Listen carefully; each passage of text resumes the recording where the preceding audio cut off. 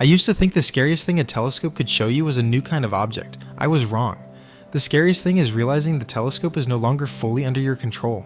That the sky you think you're measuring has quietly started measuring you back. When the update rolled out to ALMA, no one panicked. It was routine. Version 5.3 of the pipeline, new calibration routines, better RFI filtering, a whole page of improvements in the internal memo. We'd spent weeks testing it on archived datasets. Everything matched within expected error bars. No ghosts, no anomalies, just cleaner noise floors and slightly prettier spectrum. The change that mattered most for me was small and boring, a new star catalog matching module. Instead of relying on the old static catalogs, the pipeline could now dynamically cross-check positions against several reference databases and choose the best match on the fly. More robust, they said, more future-proof. At first, it really was. For the first few weeks after the update, everything worked flawlessly. We pointed ALMA at distant molecular clouds, protoplanetary disks, faint galaxies gnawed at by time and distance. The pipeline ingested raw visibilities, calibrated phases, stitched the sky back together in the millimeter bands, and quietly, in the background, matched each frame to known reference stars. Coordinates in, coordinates out. The machine doing what the machine should do. Until someone in the control room said almost lazily, "Why is this quasar half an arcsecond off?" That's how it started. Not with a loud explosion, but with a lazy comment on the night shift.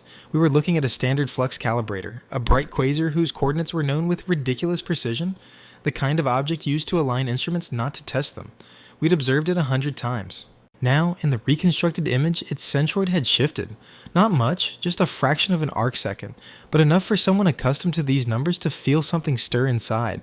We did what normal people do when they see nonsense. We blamed the software. Probably a rounding error in the new matcher. Maybe it pulled coordinates from the wrong catalog. Did someone forget to update the reference frame? We dig into the logs. The pipeline, smug and silent, showed everything as OK. Catalog, Gaia-based composite, reference frame, ICRS, solution, converged. Residuals, within tolerance. And yet the point on the sky we knew like a mole on the cheek suddenly sat in a different place. We rolled back the module for that one run, reprocessed the data with the old star matcher. Coordinates snapped back to the expected values. The quasar obediently fell into place. Bug confirmed, we said. We'll fix it. If it had ended there, I would have already forgotten the story. But a couple of days later, the same thing happened with another object. Not a calibrator, not a bright beacon, but a faint galaxy we used in one of our projects, and this time the shift was even smaller, so tiny that it could have been attributed to statistics had someone not compared the old and new processing. In the old version, the galaxy's coordinates matched the published values. In the new version, they were slightly, but consistently shifted. Again, the same new module, the same confidence in the logs, the same normality of everything except the bare numbers. We held a mini-meeting. Several people from the software team, 3 from the research team, and a couple of engineers, who always showed up at these meetings only to ask awkward questions. Lists of objects processed before and after the update were displayed on the screen. The first lines were quiet. Nearby sources, bright radio galaxies, standard fields, all within normal limits. But the further we went toward faint, distant objects, the more often small, stubborn non-zeros began to appear in the delta RA, delta DEC column. The problem is clearly somewhere in the low-level matching, said one of the programmers. Weak sources, low SNR. The algorithm is jumping to a false minimum. It sounded logical, but I wasn't looking at the magnitude of the shift. I was looking at its direction. I downloaded the before and after coordinates for several dozen strange objects and plotted vector arrows from the true position to the one corrected by the new module. The resulting pattern wasn't random. The arrows weren't dancing chaotically. They were all moving in the same general direction, like grass bent by the wind. And this wind was blowing precisely in the direction where, according to the latest models, 3I/ATLAS should now be located. At first, I couldn't even believe my own brain. It was too beautiful, too convenient a coincidence. I ran the calculations again. A random set of objects, then another, then a third. Each time, the statistics stubbornly showed the same thing. The faintest and most distant sources received a tiny but consistent shift, as if someone had slightly tweaked their coordinates toward the same point in the sky, located far beyond our solar system, the point to which the hyperbolic trajectory of 3I/ATLAS would have gone if it had been continued further and further into interstellar space. I didn't immediately say, it's related to the comet. You don't do that if you want to keep being allowed into the test. I wrapped it all up in neutral language. A possible systematic tendency for coordinate shifts to occur in one direction, requiring verification. We created a working group, We called it as boringly as possible Task Force 3.5, Star Catalog Cross-Matching Validation. Behind closed doors, we called it something simpler, rewriting the sky. We spent the first weeks in inspection hell. We turned off the new module, the shifts disappeared. We turned it on, they returned. We changed catalogs, sources, observation times, frequencies, and fields. Nothing affected the overall pattern.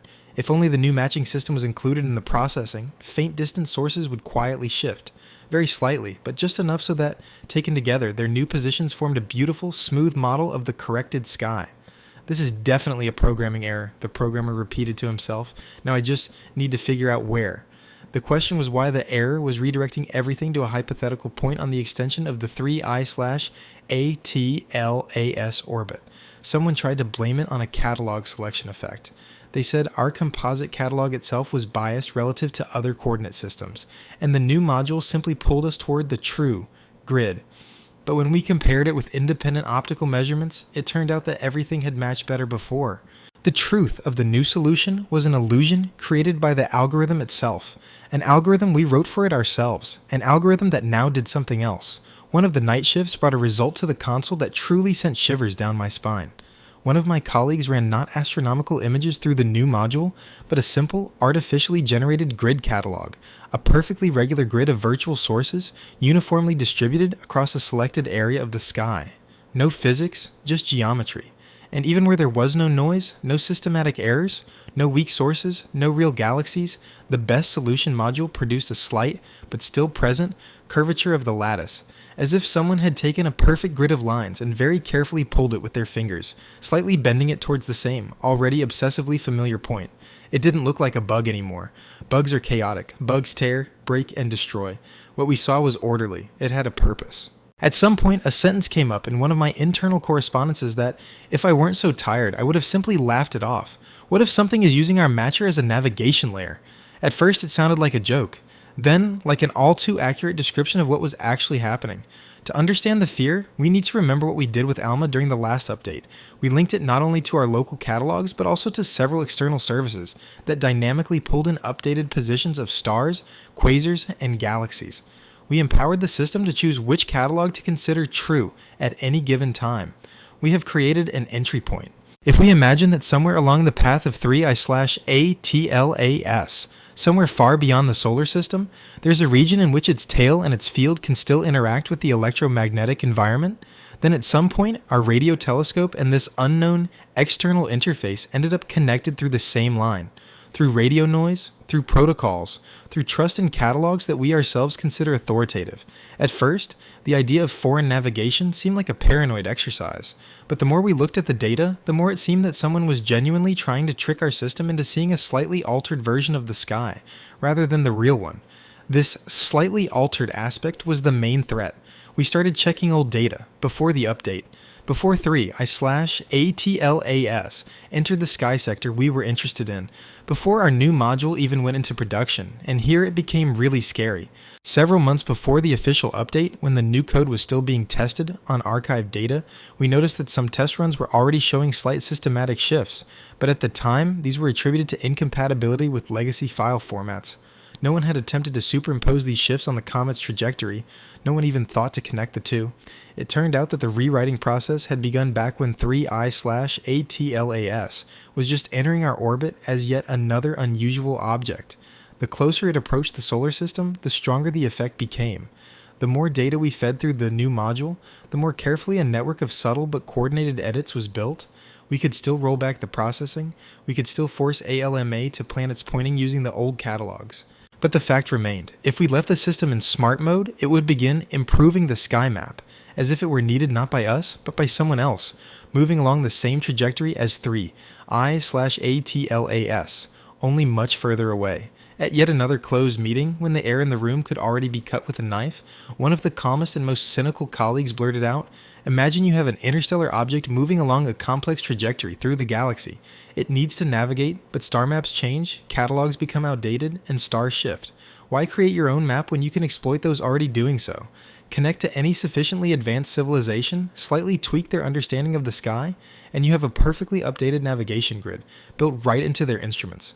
Are you implying that we are being used as a service?" Someone chuckled nervously. He just shrugged. ALMA is just one access point. How many more are there around the planet? How many telescopes trust external catalogs? How many systems are already, unknowingly, aligning their maps to the same invisible standard? At that moment, for the first time, I felt genuine, visceral anxiety. Not from the thought of some evil, conscious plan, but from the realization of our place in the scheme. We weren't the target. We were part of the infrastructure. We decided to conduct a dangerous experiment. We took a completely isolated copy of the processor, disconnected it from all external services, cut it off from the internet, and from real time. We only added local directories, frozen in a year-old state, to the processor. No updates, no external requests. Then we fed it synthetic data, simulating observations of a patch of sky long before the 3i/ATLAS flyby. If the new version of the module continued to correct the coordinates, then the clean code was the culprit. If the offsets disappeared in isolation, then somewhere along the way, information was being introduced into the system that we were officially unaware of. For several hours, everything went like clockwork. The grids remained straight, the sources were in place, the statistics were perfect. The module behaved like a respectable piece of mathematics. We were about to breathe a sigh of relief when one of the engineers suggested a reality injection. Feed the input not synthetic data, but real data from old observations, but with the metadata stripped out so that the processor would think it was working with an abstract field. We ran a set of signals from 5 years ago, when 3i/ATLAS didn't yet exist in our catalogs, either as an object or as a hypothetical trajectory, and somewhere midway through the run, the waveforms flickered slightly. First, one tiny shift, then a second, then a third. The grid began to warp. Not as much as in a combat environment, but enough to silence each of us. "Where does he get his standard from?" someone whispered. The isolation wasn't perfect, skeptics would say. Perhaps there were still parts of the code in the container that still communicated with the time synchronization system. Perhaps even a tiny request to the outside allowed the fetch data to slip through that same invisible correction.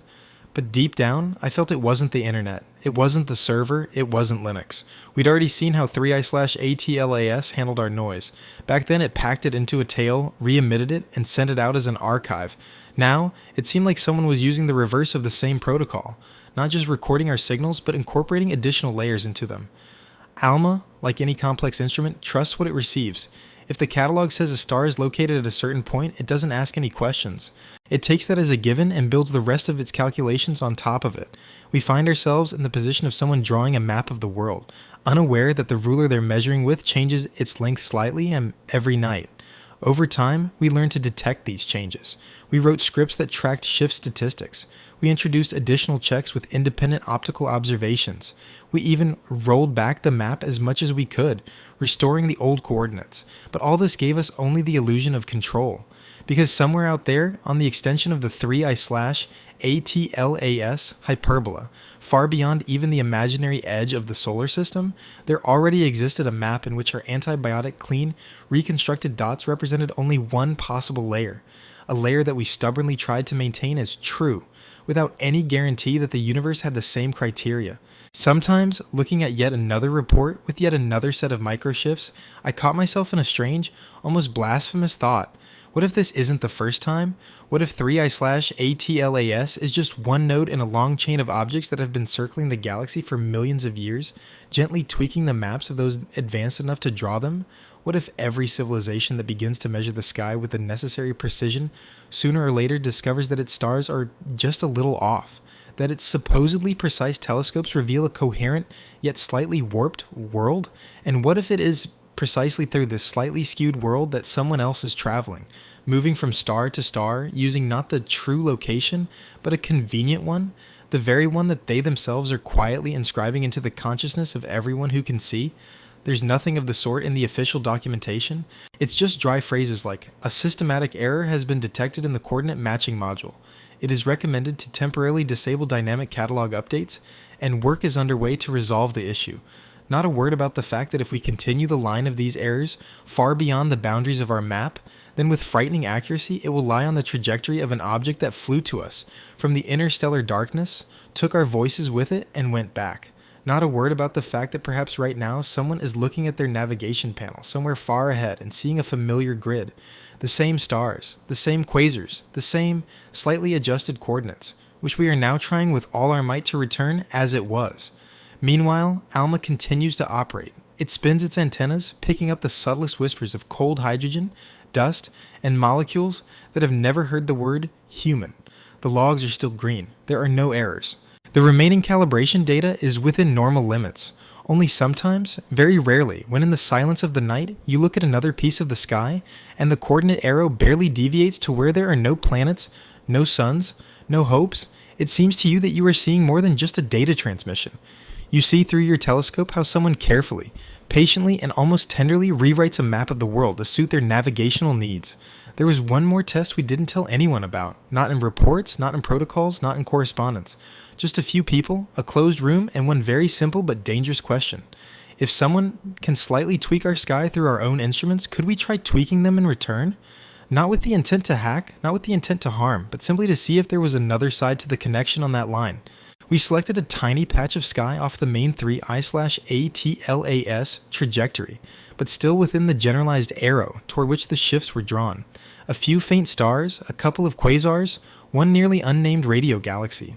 On paper, their coordinates looked like sacred numbers, double-checked dozens of times. But in our closed, entirely local copy of the catalog, we decided to do something sacrilegious. We deliberately shifted one of the points, just by a few milliseconds. So small that no ordinary observer would ever notice, but enough for an algorithm that likes to correct things to suddenly receive a distorted value as its input. The idea was simple. If in previous cases we'd seen the module quietly pull its coordinates toward a certain line, then perhaps with an artificial shift it would attempt to compensate so that the object would eventually end up on the desired trajectory. In this case, we could calculate the target without relying on our own 3I/ATLAS orbital models. That night, when the main observation queue was filled with normal programs, we booked a short window with a technical note. The ALMA antennas lined up, as always, with discipline, turned to the right spot, and picked up the faint, almost embarrassingly quiet whisper of a distant galaxy. At first glance, nothing special was happening. The raw data was being archived, the indicators were blinking at their usual rhythm, and the operators were lazily sipping their cold coffee. Only on our small server did part of the world look different. There, the galaxy already lived at different coordinates. There, we told the device, this is where it is. This is the address they're looking for it at. And at that moment, for the first time in my life, I felt like I was sending out not just a request to space, but something like a false address on someone else's postal label. The processor completed its cycle. The new matching module, as expected, began comparing the measured positions with what it considered the truth. And for the first few seconds, it seemed as if it was simply accepting the game's outcome. Yes, the galaxy was slightly off, yes, the grid was slightly warped, but still within acceptable limits. I was beginning to think our experiment would end in failure when a strange, sharp, almost impulsive correction appeared on one of the graphs, displaying the solution iterations. The algorithm seemed to stumble, then jumped over a local minimum, and produced a solution that, when viewed only at the local level, looked worse. The residuals were slightly higher, the shape of the spots slightly less symmetrical. But when superimposed on the distant global model, it became clear. This worse-fitted local image fits more perfectly with that very extended trajectory line we'd been whispering about for so long. The code chose to sacrifice local quality for global conformity with invisible geometry. That's not a statistic, someone said quietly. I looked at the charts and realized that we'd essentially just pulled a rope that was heading off into who knows where. We'd slightly distorted one point, and the system, seemingly devoid of will, consciousness, or intention, responded by returning that point to the invisible path it had been following for months. We destroyed all logs of this experiment in the main system, keeping only encrypted copies for ourselves. It was never officially conducted. None of us wanted to be the one to document that the sky responds to interference. Even if the response was just a couple of shifted coordinates, the story could have ended on the level of a local horror. A small group of scientists who looked too deeply into their own code and saw a reflection of something alien, but the universe doesn't like locality. A few weeks later, quiet, sloppy letters started arriving from other observatories. Not from directors, not from press secretaries, but from night shift workers, graduate students, the very people who spend more time with data than with people. They wrote roughly the same thing, in different words. Have you noticed that your distant source coordinates have started drifting a little? Our VLBI has been out of phase a couple of times, although it's always been perfect before. A very slight systematic drift, no clear source. At first, we thought it was our equipment, but it's now timing correctly with the latest catalog updates. We checked where these observatories got their golden coordinates from. The answer was painfully familiar. The same global catalogs, the same synchronization services, the same chain of trust. They didn't use our specific matching module, but they used the same source data, which was likely no longer clean. It was the moment when it became clear, even if we completely disabled our specific piece of code, even if ALMA went into autonomous artosic targeting mode, the very fabric of coordinates into which all our measurements fit had already begun to change. Slowly, almost imperceptibly, but increasingly in tune with the trajectory of a single interstellar object, which, according to official data, had long since left the range of our influence. We tried to model the consequences. We used more down-to-earth, more understandable language to describe what happened. Imagine building a city based on maps handed to you from above. You believe that north is where the arrow points and that the streets are already measured down to the centimeter. But every night, someone rotates the prime meridian ever so slightly. Just degrees, fractions of a degree, so small that your residents will never notice. But within decades, all the buildings, bridges, and tunnels will end up in the wrong places. It's the same with space. 1 or 2 milliseconds here, a few microshifts there, and in a couple of decades, our precise paths for probes, maneuvers for space stations, and interplanetary flights will begin to diverge slightly from reality. Not enough to cause immediate disaster, but enough that everything from fuel economy to long-term mission planning will depend on some invisible geometry. In closed analytical memos, we called it a cautious, prospective risk of dependence on externally modified reference catalogs. Among ourselves, we called it more succinctly, our navigation is no longer entirely our own. And yet, that wasn't the strangest thing. The strangest thing was that the effect didn't grow indefinitely. At some point, the shifts stopped increasing. They didn't level out to zero. No, they simply stabilized. It was as if the correction was complete, as if someone had brought our map to the state they were aiming for and then stopped messing with it. We could have taken this as a relief. We could have told ourselves, okay, the process is over, now we can live in a new world and simply recalibrate everything anew. But the thought that kept us awake was different. If this was indeed a navigation layer, then it's already ready. The map is in the desired state. For whom? There's no answer. There's only the telescope, which we invented to peer into the darkness, and which unexpectedly turns out to be a subtle interface between our sense of reality and someone else's roots through our stellar neighborhood. Sometimes, on particularly quiet nights on the mountain, when the wind batters the antenna dishes and the indoor screens glow only with green OK statuses, I go outside and look at the ordinary sky with my own eyes, without a catalog, without coordinates. Everything is in its place. Familiar constellations, the Milky Way, the occasional satellite crawling along its orbit, and every time I catch myself trying to imagine a second map, the one along which, perhaps, someone is now descending to us, step by step, confident that these coordinates are correct because they are consistent with dozens of civilizations that once also entrusted their telescopes to the all-too-smart sky. We're still writing reports. We're still publishing papers on chemistry, protoplanetary disks, temperature profiles. Science hasn't been abolished. But somewhere in the background of our work, there's always this feeling that each new dataset isn't just a window into the universe, but also another brick in someone else's navigational wall, carefully integrated through code we supposedly wrote. 3. I/ATLAS, by all accounts, has long since departed for its invisible stars, but every time I see another minor correction in the catalog, somewhere far beyond the 100th line of the changelog, I think of the green glow of its tail, the millimeter wave radio whispers, and how easily we allowed a single interstellar wanderer to become the administrator of our celestial registry. Maybe one day we, too, will follow in her footsteps. Maybe one day our own ships will use someone else's perfectly aligned map, without even knowing who first laid that delicate communication line through ALMA. The first real crack in our composure appeared not in ALMA data or optical catalogs, but in the telemetry of a spacecraft that most had almost forgotten. It was a small, old, tired satellite operating in low Earth orbit, from the generation launched when digital watches were considered high-tech.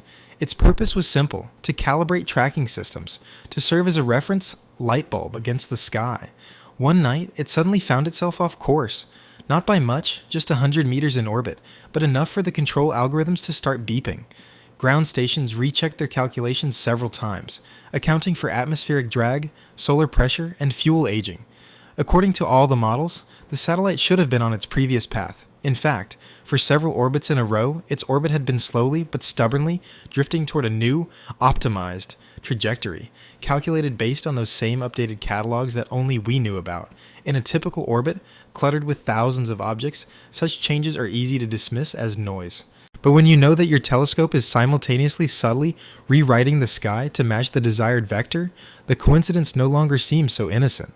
We checked other spacecraft. Those whose orbital parameters were regularly updated using the latest catalog showed the same subtle drift, as if the planet's entire navigation system, from telescopes to satellites, was slowly adjusting to the same corrected spatial geometry. It didn't feel like an attack. There were no sudden leaps, no sudden maneuvers, no catastrophes, only a quiet, almost imperceptible coordination. I caught myself thinking that this gentleness was the most alarming thing. Any crude attempt at interference would have been noticed, an alarm would have been raised, a report would have been written, circulars would have been sent out. But when our entire instrumental world is being restructured by fractions of a percent, day after day, the declaration "something is wrong" seems almost laughable. At one of the internal data security meetings where people in formal suits were suddenly invited, a question came up that I was dreading to hear. If someone does use our navigation layer, can we be sure that the endpoint of those routes will not be us? Formally, the question was classified as speculative and not included in the minutes. Informally, it hung in the air, like the smell of ozone after a discharge. We began searching for traces of the response. If someone is plotting routes through us, it's logical to expect that at some point they will leave an imprint of their presence, not only on the map, but also in how it's used. We analyzed anomalous sources in the millimeter and centimeter ranges, looked for repeating beams crossing the same region of space at different angles, and monitored strange, poorly explained, microlensing events. Most of the signals were easily explained by conventional astrophysics. A few, not so much. There was, for example, a single, narrow, long-lasting radio beam emanating from a seemingly empty region between two dim galaxies. It was too stable to be noise, but too weak and monotonous for anyone to dare call it a message. Its frequency slowly, year after year, shifted in time with the motion of our planet around the sun, as if the source were constantly adjusting its phase, keeping us in focus. Officially, this object was labeled a candidate for a distant maser with unusual geometry. Unofficially, it became yet another stone in the pile of worries associated with the fact that we are no longer sure who is measuring whom.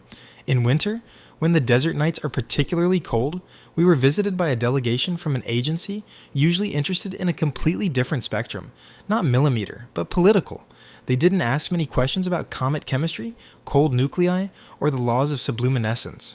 They were interested in one specific scenario. What if, in 10, 20, 30 years, something emerges from the depths of interstellar space on a course that perfectly aligns with the current, corrected layer of our coordinates? How quickly would we realize that this route had been mapped out long ago, back when 3I/ATLAS was just passing through our system, leaving behind invisible road markings? Simply put, how prepared are we for a visit that is already planned, but for which we did not submit an application? I answered honestly, we don't know. We only see secondary effects, indirect traces in the data. We haven't seen the engine. We haven't seen the ship. We haven't even seen the object itself if it exists. For now, all we have is the slightly curving sky and the sequence of decisions our code makes as if it has another undocumented condition built into it. After this meeting, we tightened the screws around ALMA even more. We cut off access to raw logs, restricted external connections, and introduced multi-level approval for any catalog changes. We did everything we could to restore the feeling that the telescope was ours, not a shared one. And yet, every time an update from the global catalogs arrived, a wave of apprehension welled up somewhere within me. Because the true communication channel, if it exists at all, passes not through a single telescope, but through an entire layer of civilizations that have agreed to consider these numbers the truth. Sometimes I think the problem isn't even that someone could interfere. The problem is how easily it's become possible. We've built a world in which we trust centralized standards more than our own measurements, in which automatic updates are applied faster than a person can even ask, what if the new is worse than the old? In which navigation, science, communications, and cartography are tied to the same data sources, updated through channels whose true origins are now almost impossible to trace. 3I/ATLAS flew past, a gleaming green tail and nickel-containing gas, while we happily wrote articles, debated the origin of its ice, and compared it to other interstellar wanderers. At the same time, almost unnoticed through those same antennas, someone perhaps had tightened the knot on the invisible route passing through our system. We were preoccupied with the front pages, while the main event was hidden in a footnote to the changelog. Sometimes I sit down at the console at night and open an old frozen catalog, the one we saved specifically for human peace of mind. I look at the coordinates of distant quasars, at the same numbers I saw 10 years ago. Then I open the latest version and compare. The difference is only a few decimal places, insignificant by the standards of the universe, but it is precisely in these decimal places that the new geometry resides, and I find myself not knowing which map is the real one. The one we used when we still believed we were the sole cartographers of our own skies, or the one that someone else has perhaps been using to reach us for a long time, certain that it is far more accurate, because it was written by two minds at once, ours and the one that once drew a green interstellar line through our system, leaving behind its subtle but irrevocable corrections somewhere deep in the records. We can argue as much as we like about natural explanations, about systematics, about the complex effects of general relativity at large distances. We can write rigorous papers and carefully avoid words that reek of paranoia. Science demands it, and I respect that.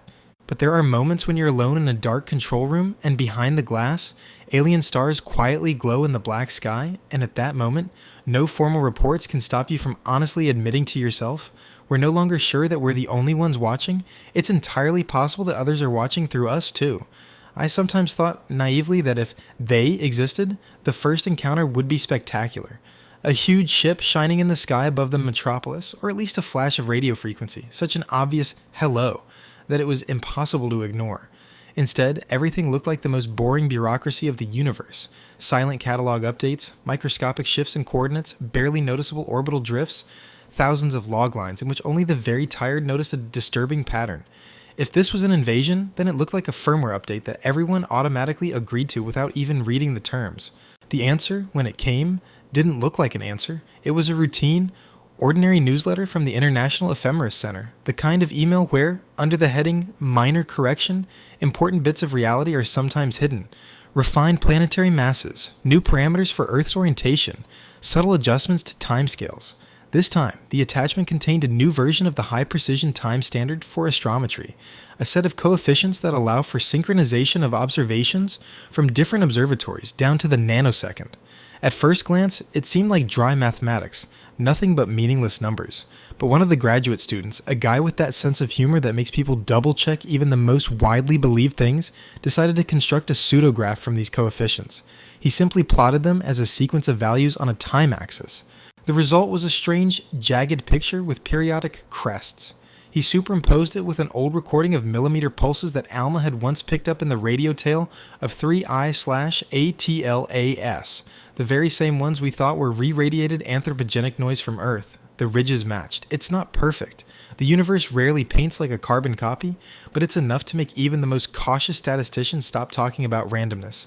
The structure of the new timing corrections turned out to be a riff on a melody once sung by an interstellar comet as it passed through our solar system, collecting our radio noise like dust. Now that melody has returned to us in the form of a subtle timing correction, embedded in the very foundation of our measuring apparatus. We tried to get hold of the source code and ask our colleagues who had been involved in developing the new standard, why this particular decomposition, why these coefficients.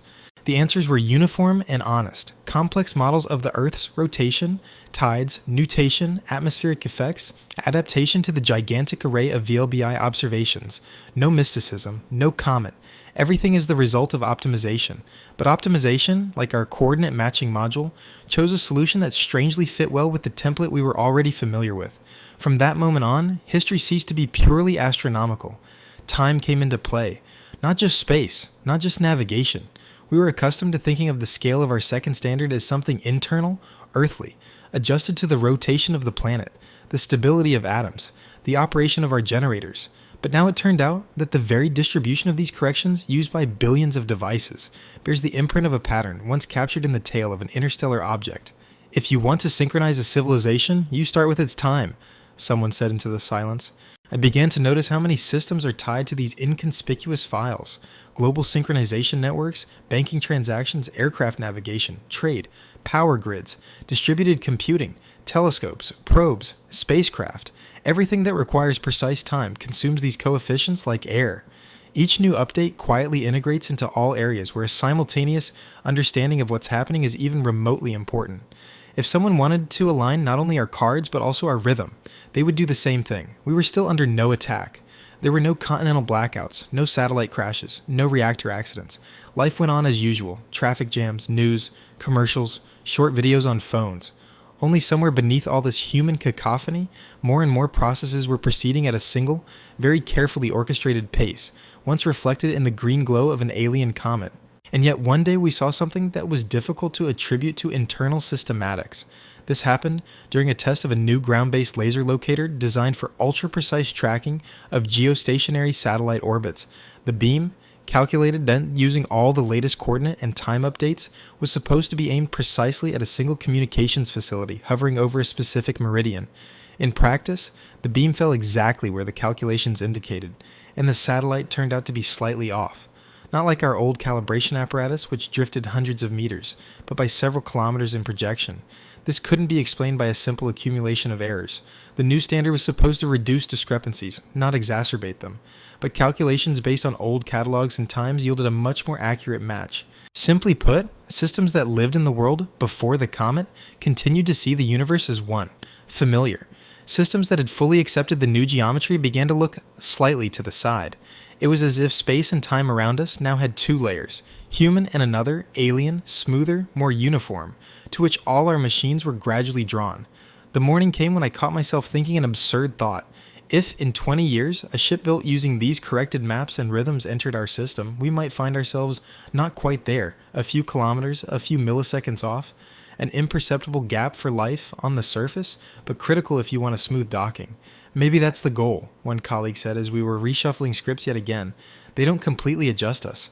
They adjust us just enough so they can easily figure out our errors.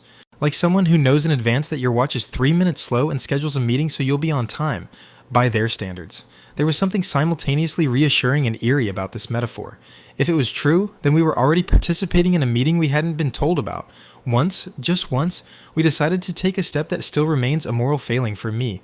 We artificially delayed the implementation of the latest time standard update in the system of one of our local ALMA clusters. We created a pocket of the old reality within the new one, small, limited, for internal testing only.